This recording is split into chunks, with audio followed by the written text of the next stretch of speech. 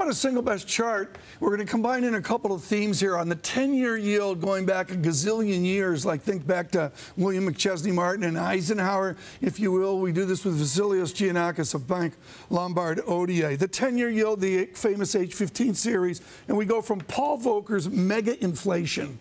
And down we go, maybe to Powell, you know, the silly speculation of Warsh. We'll see what happens there as well. What I want to focus on this chart is the volatility that we've seen in the last decade, the last 10 years. On a log basis, the percentage changes that Stanley Fischer would talk about have been apt. What does that mean for our viewers and listeners that we see a percentage change base on yield?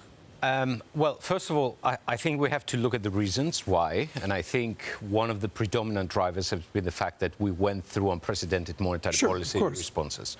And it was totally uncharted territory, and the market didn't really know exactly how to react to this.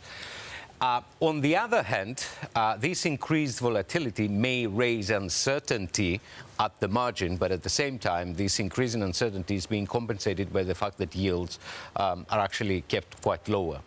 So I'm not entirely sure that this slight increase in volatility is having a direct on itself may be slightly negative at the margin, but in combination with a very low yield world, I don't think that it's having a noticeable effect. What the president wants, the upset with Chairman Powell, and for that matter, many other issues as well, he wants confidence. He has a nostalgia for a quieter time. How do we get back to that confidence that's expressed in the interest rate? Is it forcing rates up? That's one theme of some of our guests. Or what's the way we get the confidence? Well, first of all, as far as interest rates are concerned, that has nothing to do with it. Well, at least that's what we would like to believe, that it has nothing to do with the president of the U.S. That's the job of the Federal Reserve, at least for the short end, and the long end, it has to do with the market. I think on the whole, the Federal Reserve has done well in order to start restoring that confidence, because confidence was really getting shaken. And in all fairness, I think it was Trump behind it with the initiation of the trade disputes.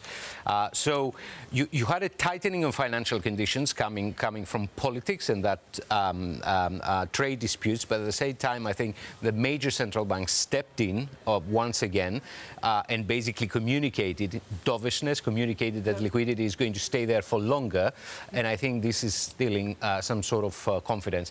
It is going to help if we start seeing some stabilization in the data, which probably have started seeing in the global PMIs.